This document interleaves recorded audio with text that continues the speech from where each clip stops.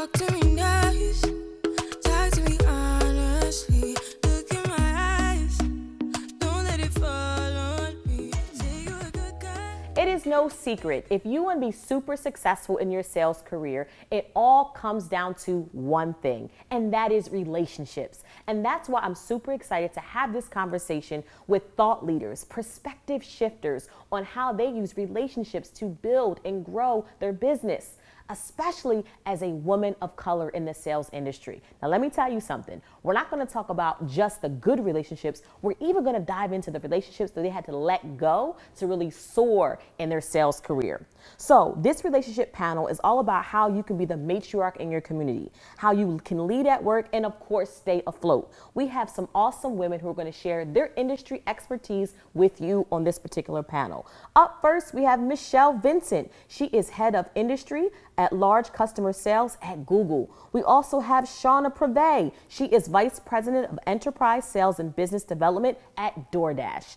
In addition to that, we have Miss Tracy Hill. She is the senior director of Contact Center Sales Americas at Twilio. And last but certainly not least, we have Miss Kelly Johnson. She is the customer sales manager at Dataminer. So at the end of the day, if you want to be successful, if you want to grow, you want to learn, you can't do that alone. You must have relationships to soar in your sales position. So let's go ahead and have this conversation.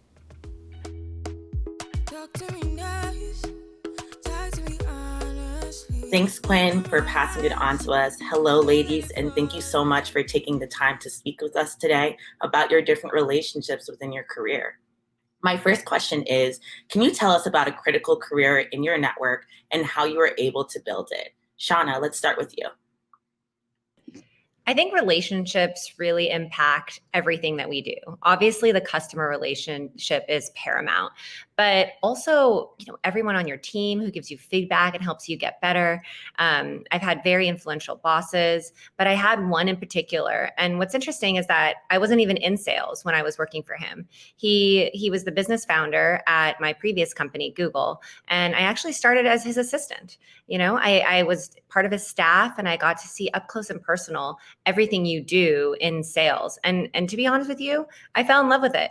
I didn't think that I would want to be a salesperson. And I thought that that was cheesy or, hokey, and that I wouldn't be so slick as to be able to do it. But what I realized was actually what his name was Omid Kordestani, was very good at was building relationships. And so I studied, I learned from him. And I realized, actually, I do want to be in a relationship business. I actually think we should just change the name of our industry. It should just be relationships. Yeah, for sure. How were you able to pivot from that assistant role and then maybe approach him to understand a little bit more on his relationship building tactics and how he was able to break into the sales industry? Honestly, I think that's the benefit of being, really junior, sort of fearless, and being able to say, no job is below me. I started out as an assistant, which is what a lot of people probably wouldn't want to do.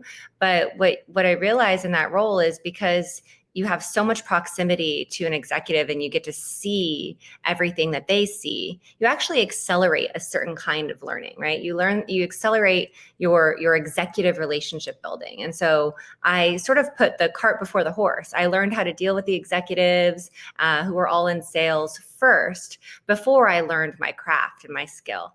And so once I knew that I wanted to go ahead and give sales a shot for a year or two, I just asked. And I think that's one of the biggest lessons is if you want something, just ask for it. They might tell you no, but if you don't ask for it, you'll never get it. And so I think, after building that relationship with my first boss, asking him, hey, can you help me get this sales job at YouTube? He said yes. And the rest is history. Asking, honestly, closed mouths don't get fed. So you have to make sure that you go for what you want and aren't afraid of it.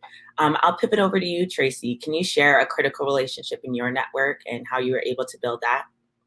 Yeah, this is going to be an interesting answer. I started my relationship building right out of college in my first contact center job, to be honest.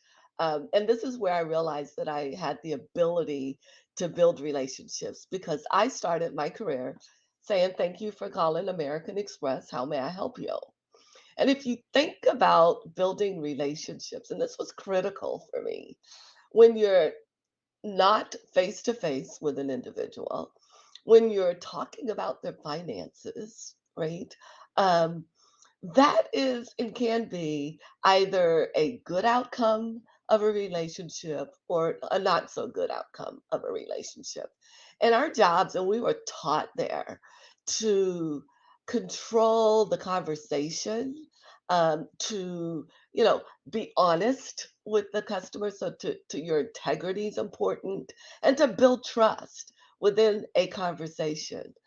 And when I look back, I really start to credit that experience as a critical relationship building exercise that I did for, certainly not on the phone for long, but it boosted that ability for me to genuinely build a relationship. I certainly have others, and we can talk about those, and other questions. But honestly, building a relationship with unknown individuals on a telephone was really critical to my ability to gain trust. Yeah, for sure. And I know speaking about finances is definitely a touchy subject. So you definitely had to build trust pretty quickly with the people that you're speaking with on the other end. So that's a great first start in, getting into sales for sure. Michelle, can you share one on your end and how it's really benefited you in your career? Absolutely. So, my the most critical relationship is somebody that I continue to call on in my day to day, but was also a former manager. But the transformative nature of the relationship was something I sought out. My manager, Steph, she would know who I'm talking about and some of the situations I'm talking about here. But right out of the gate, I sought her out. She was manager of the year, not once, but twice at Google. And I knew I had to work for this woman to see what it was she did and how I could learn and grow as a newer sales manager inside of the company. Um, the feedback that she provided, even in the interview process, something she expected of me, giving me the opportunity to be able to showcase why I was the best person for that position on her team. And the nurturing throughout was great. But the real critical part of the relationship and mentorship truly even started happening more so after our working relationship was over.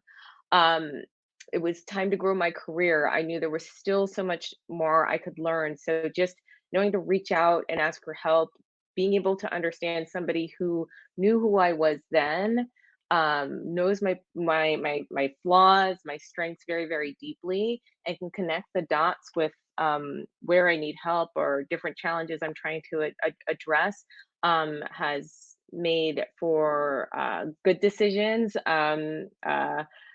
confidence behind some of the moves I've made over the years, and I really do accredit it all to her. And I know for a fact that she's one of those leaders that wherever you ask, she is pounding her fist on the table for those folks that she believes in. And that's also been so important to know that when I'm not in the room, that relationship in my life is also really supporting me sight unseen. So, yeah, Yeah. credit to Steph. That's an amazing segue because I think a relationship we hear about often, especially in our careers, is mentorship and sponsorship. Can you guys speak to either as a mentor or a mentee? What are some key things that you need in a mentorship to have a mutually beneficial mentoring relationship? And Tracy, you can go first. Thank you. Trust, right? Trust is key, whether you're a mentor or a mentoree. And I think that's extremely important. Also, honesty, right? Because we look to our mentors to help us develop, help us grow, and we grow in understanding where our developmental areas are. So, pure honesty is key for both mentors and mentorees. Being able to express, and be vulnerable if you're a mentoree, to actually state these are areas in which I am weak. I'm looking to gain strength in certain skill sets. So I think that, the mentor really has a huge responsibility when they take on the mentor role, and that is to, while guiding you, be extremely honest with you. Honesty and trust, I think all things that you need in most relationships. That's definitely true. Michelle, can you speak to a little bit how some key tips that are mutually beneficial for a mentor and mentee relationship? Yeah, I would say plus one to the vulnerability. That really resonates with me, and that can only come with trust, right? You have to be able to and have that openness where you can embrace feedback and know that whatever comes your way comes from a really good, honest place. Um, but I would also say, having been a mentee and a mentor, going into those engagements where you are there to receive the mentorship or you're there to mentor somebody, I think it's also important to uh, just have a very specific prep that you do in advance of a, let's say, mentor mentee conversation, right? If that's the goal of the conversation. Mentees that I've had over the years that said, here's the specific challenge that I'm coming to you with. Here's what I'd like to talk to you about today. We can really get into the crux of what's going to help or support that person in that moment. And same in the mentee position. I always like to come into those conversations with at least just one specific thing that we want to talk about. Many of those relationships can evolve into, what ends up being a little bit of a social dynamic as we build that rapport over time. But being specific, make sure we're maximizing the most out of it. And I always see it as a value exchange. Any mentee I've ever worked with, just hearing great questions, hearing what challenges are happening at their various levels, at their various companies, is always a value exchange. And I learn more in that prep and in that process as well. Preparation is key. You cannot come into any conversation without being prepared. You want to make sure that you're not wasting that person's time on both ends. So that's great feedback. Thank you. And Shauna, can you share a little bit of tips or some of your mentor experiences on your end? I want to share something that someone much wiser than I am shared with me early on, and it's actually a tip from Sheryl Sandberg, who's now the CEO of Facebook. But when she was at Google, she shared with me that the best way to make sure that you're using someone's time wisely is to send an agenda.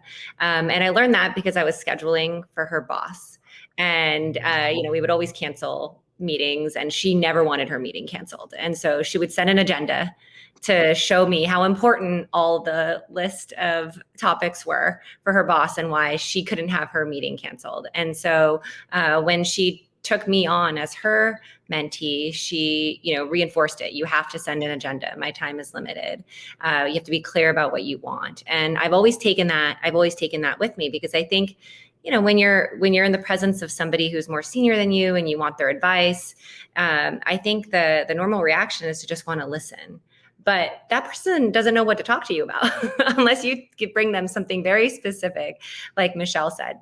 Send an agenda ahead of time. Say, these are the two things I want to talk about. This is what I need your help on, so that you can get right into it, as Michelle said. And using that, you can build that trust over time, as Tracy said. So always send an agenda. Got it. And for some people that don't really know what that first step is to approach someone to be their mentor, or maybe even a sponsor or advocate within the organization that they're currently in, what are some things that they can do to kind of build that relationship and build that trust within that person? So for me, I find that the best thing for people to do is to reach out and ask.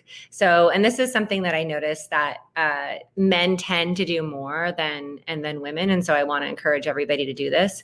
But if you reach out with a very simple email, hi, so-and-so, I really admire the way you've built this organization. It's been such a breath of fresh air since I've, been following your leadership from afar. Can I grab 20 minutes with you to talk about XYZ? I guarantee you're going to get a great response from that. Maybe they can't meet with you right away, but even the busiest person will make time for an email like that. So just reach out and ask. Michelle or Tracy, anything you'd like to add to that? No, I'd love to plus one that what Shauna is saying. And, oftentimes it's just moments in time, right? And when you send an email, as Shauna suggested, that's remembered. I remember myself. We had a new CEO in an organization that I worked in, and on day 2 of his arrival, I sent a simple email to him and said, "Thank you," because immediately he demonstrated leadership. And I simply said, "Thank you for demonstrating leadership." And I gave him the example and said, "I'm certainly a member of the team and would love to get to know you." And 4 years later, that CEO sent that note back to me, and he had, by that time, become my mentor, but he kept the note. And I think it's important to just highlight, as Shauna is saying, make the move, make the statement. Keep it simple. These are executives in this case that we're talking to, but it's all about a moment in time and an impression, and it turns around, and it's all about fair play, and it actually works out very positively for you. That's amazing. I, Sorry, oh, Michelle. I was just sorry. Sorry, I was just gonna build on that and say the reach out is key, but also it doesn't always have to be somebody you already know or already see. You can be proactive in trying to identify that next person that can be the North Star that you're learning from.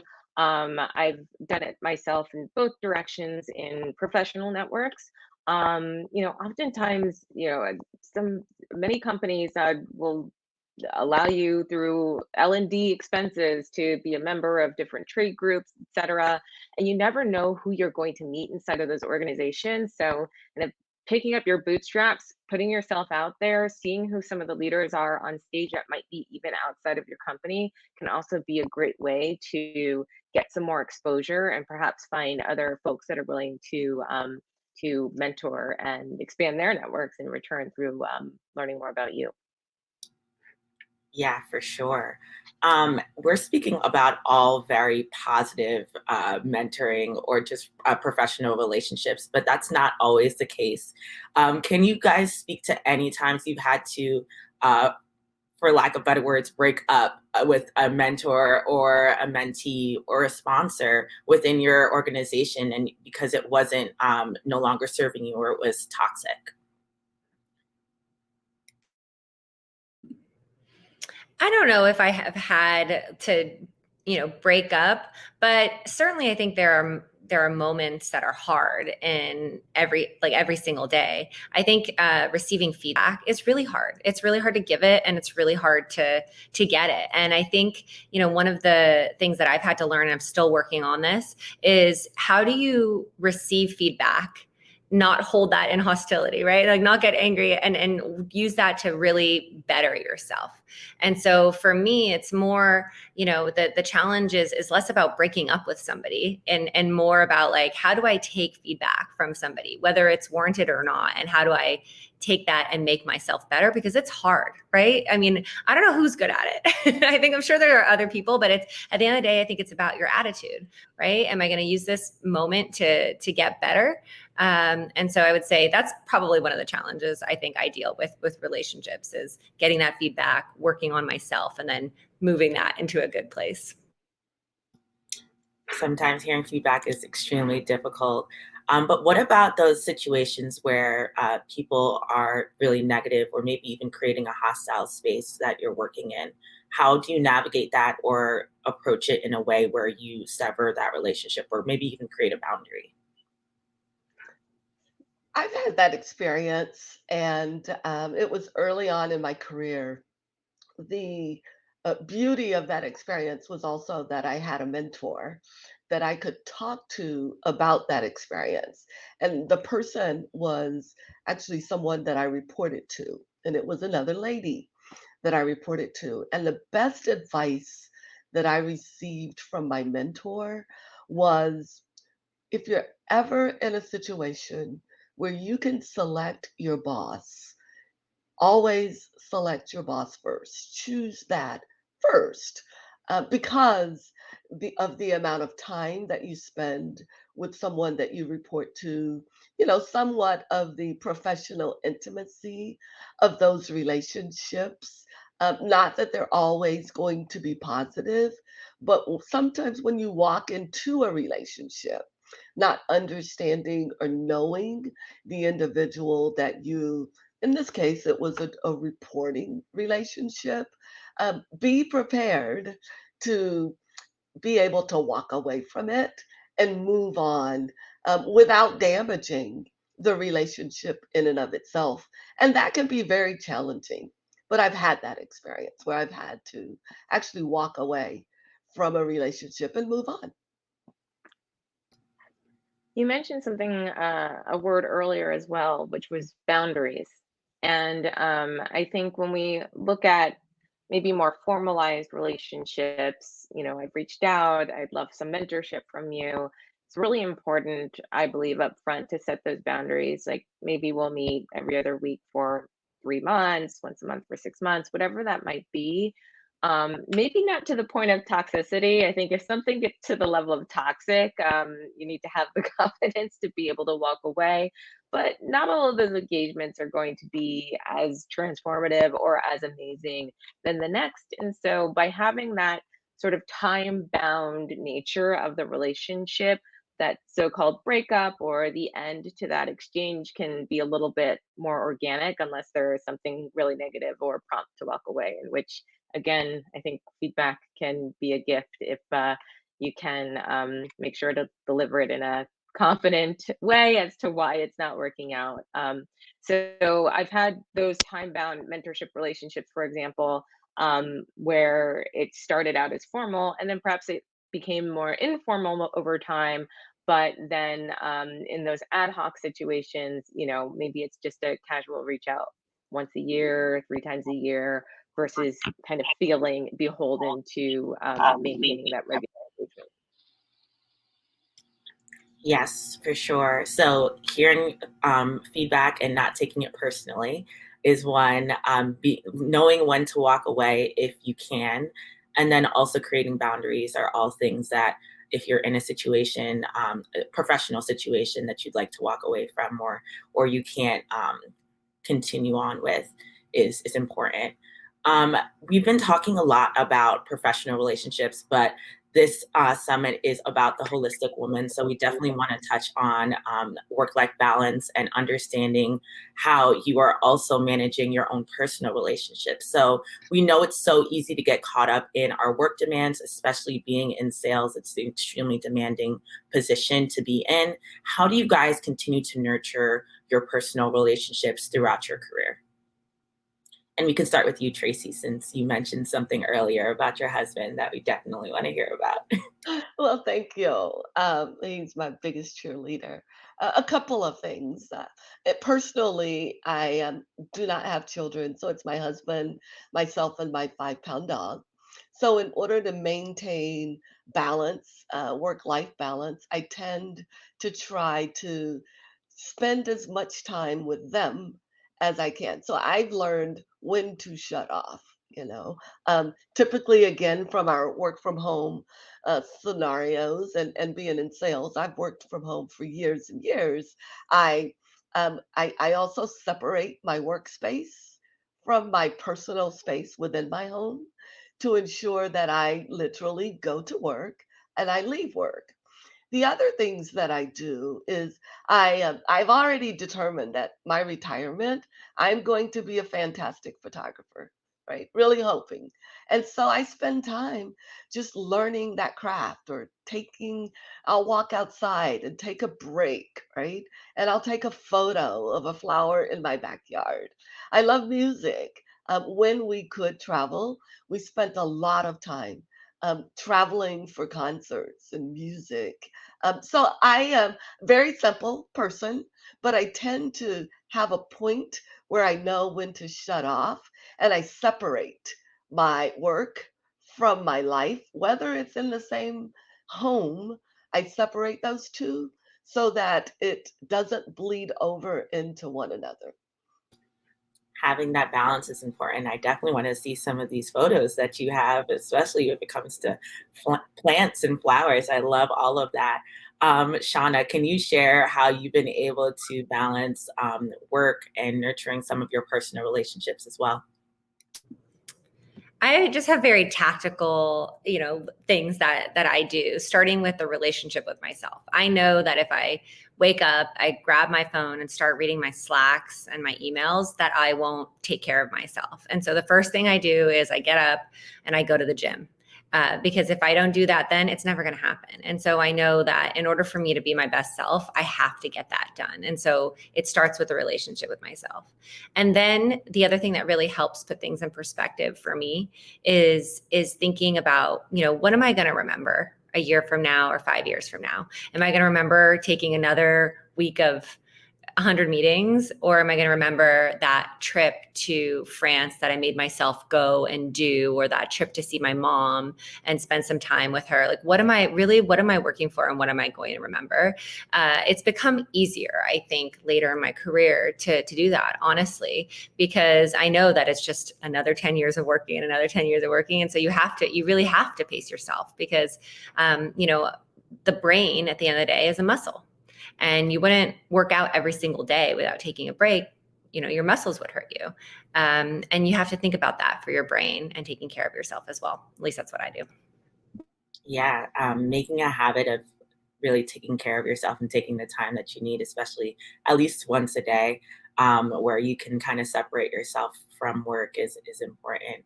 How about you, Michelle? Can you share any relationships or nurtured habits that you can do to really nurture those relationships?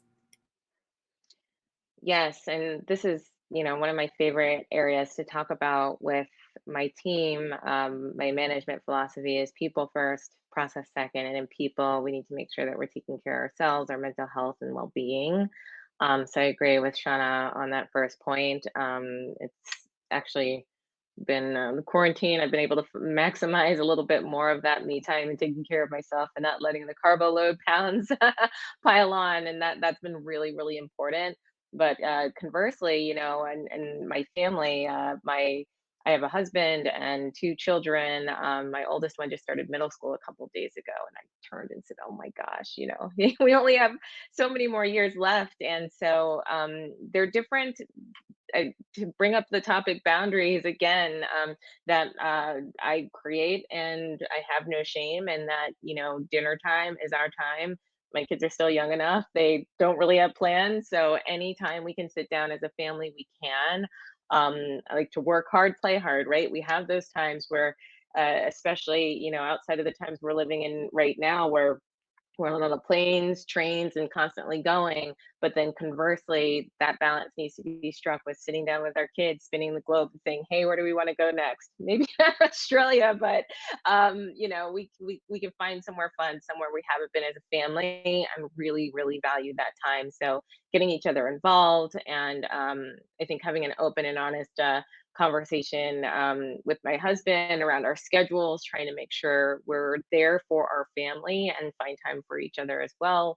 We've got our annual trip out to the North Fork out east here in Long Island in wine country that we always take together for our relationship time and to make sure we don't lose ourselves in the kids. It's a lot of balancing, a lot of planning, but those boundaries to create that space is key. Yes, for sure. And one thing that you guys all mentioned is that traveling is important. Getting out of where you currently live or outside of your city, and just making time to see the world is extremely important.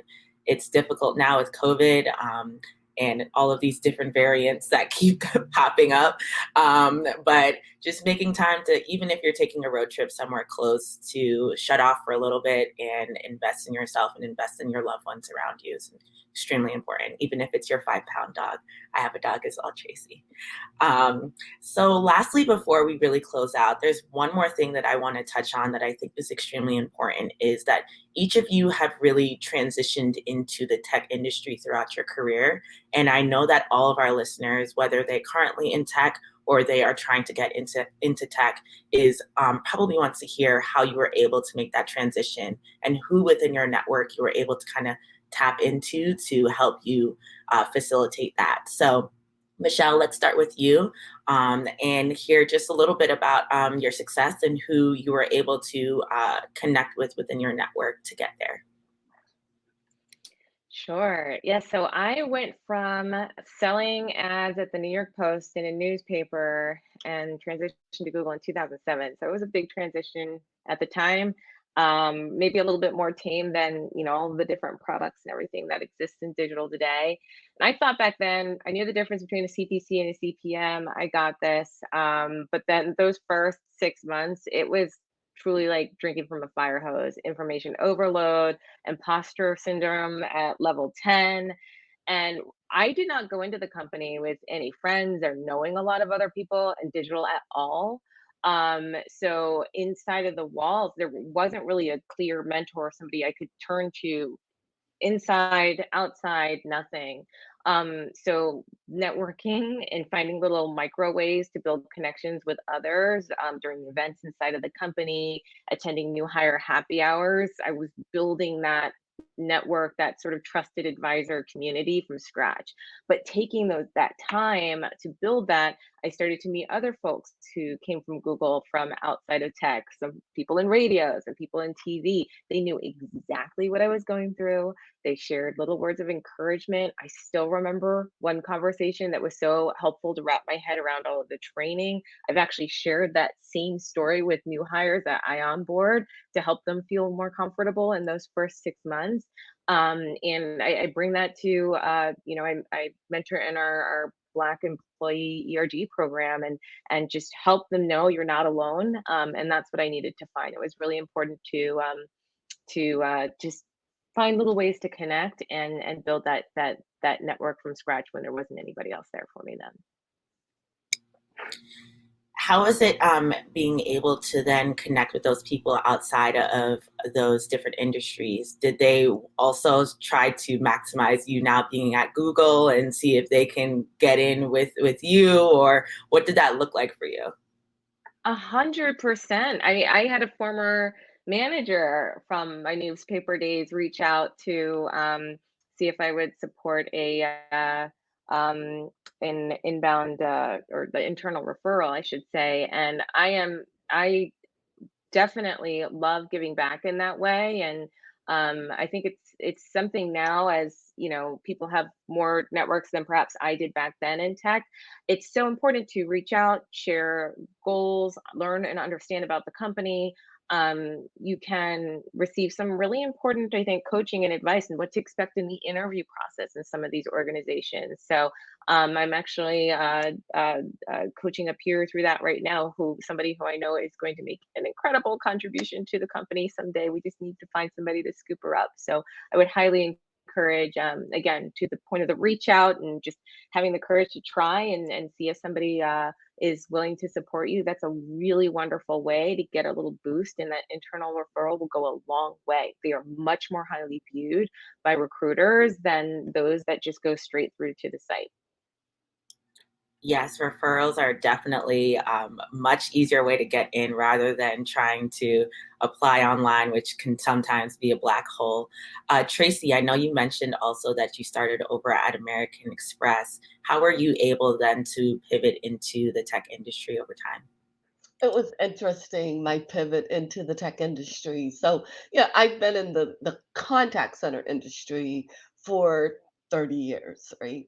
And so it has led me, because I'm a curious person and always was. So while I've managed from an operations perspective, from a consulting perspective, and then most recently from a sales perspective in the tech industry. It was more for me the ability to round out my knowledge and expertise of an industry. So it was very interesting in that when I came into the tech industry and I look around and I didn't see many people that looked like me. And so that really required that I leverage and build a network. So I leveraged, my current network, which could be, in many cases, family, or it could be my sorority sisters, it could be individuals that I knew within the industry. And then I started to attend tech I want to say tech events, right? To start to understand um, how the tech industry in and of itself was managed and started to build my network from there. Interestingly enough, as I joined Twilio, my network has extended greatly because, again, of that last statement that you made was, do you find that people are now very interested in joining the tech industry? And I'm seeing that interest increase a great deal. But I leveraged multiple members of my tribe, if you will, from a networking perspective. Yes, for sure. And I know all of you guys are probably getting tapped now that you're in whether Google or DoorDash or Twilio from people either on LinkedIn or that was in your networks, and being able to handle that or even just create referrals for people online is definitely super helpful for people trying to break into the industry. Shauna, can you share one on your end on maybe even some challenges that you faced while transitioning into tech, even though you said that you've worked at Google? So we've talked a lot about the cold reach out. I want to encourage anyone listening to this panel to reach out to me. I am actively hiring. I have 50 open roles on my team, and I would love to mentor and create a great talent platform for anyone. So it's just Shauna at DoorDash. Shameless plug for anyone interested and looking into transition into a tech career. So honestly, I went to college and I was surrounded by all these computer science majors, but I never thought I could be technical.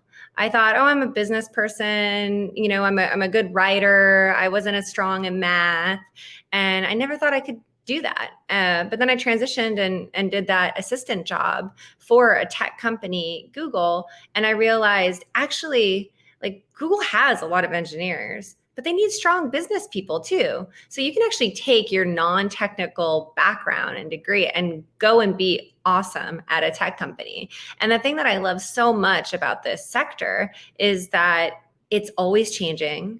It's always on the forefront of innovation. And it really believes in making room at the table for all ideas. And so I love that I was able to find that transition into tech. And I would just encourage everybody to, get over yourself. You don't need a technical background. You don't need to be a computer science major to transition. And I'm more than happy to help people do that too. Yes, that's for sure. I know people always say, well, I don't know how to code. I'm like, I don't either. There's so many non-technical roles at tech companies that you can get into, whether it be from the people team to sales, etc. One more thing that we did want to mention that we didn't really touch on was the manager relationships that we have within our organizations, and how do you really cultivate a good relationship with your manager, or if you do have direct reports, how do you build relationships that way? Shauna, would you like to share as you are a manager as well? I mean, one of the things about working in the tech sector is that the companies can grow really quickly, or products can be launched and then failed really quickly. And then you're in a new group or in a new division. And so learning how to set up great relationships with managers is something you might have to do on an annual basis, or even more often than that. I remember one time at Google, I had 8 managers in 2 years, and I don't think that I was the only one that happened to. And so I think honestly, the best thing you can do, frankly, is try to pick your manager. You don't always have that luxury, but I think someone else on the panel already said if you can pick the manager, then you're going to set yourself up for success. So I think that's the most important thing, because honestly, your manager has the most impact on your day-to-day happiness, right? They decide kind of your schedule and what projects you're going to be working on, whether you're on an upward trajectory. And so making sure you have as much control over that decision as possible, but that's not always possible. And so sometimes you inherit a manager, and that's okay too. I think the number one learning I've had in having so many different managers is communication. So making sure I'm very clear and that I understand what they are asking for, even if they don't ask for it clearly, because we don't always ask for things clearly, or we sometimes think that we're being clear and we're not. And so I try to over communicate. That starts with setting the agenda that I talked about earlier, right? I sent every time I meet with my manager, we have an agenda. Hey, these are the things I need to talk about. Tom, his name is Tom. Tom, are there any things that you want to talk about? Should we talk about that first? This is why it's important to me. I just communicate in honestly a very kind of elementary way to make sure I'm being very clear about understanding what he needs and sharing what I need. So for me, it all starts with clearly communicating. For sure. And definitely, oftentimes people don't leave jobs because of the job itself. They leave it because of the manager or the work environment. So making sure that you have someone that is, you have a good relationship with is extremely important. Tracy, can you share some advice that you also have to really build and cultivate a good relationship with your manager? Yes, thank you. Absolutely. I currently have a manager that is incredible, dynamic, um, always teaching, right?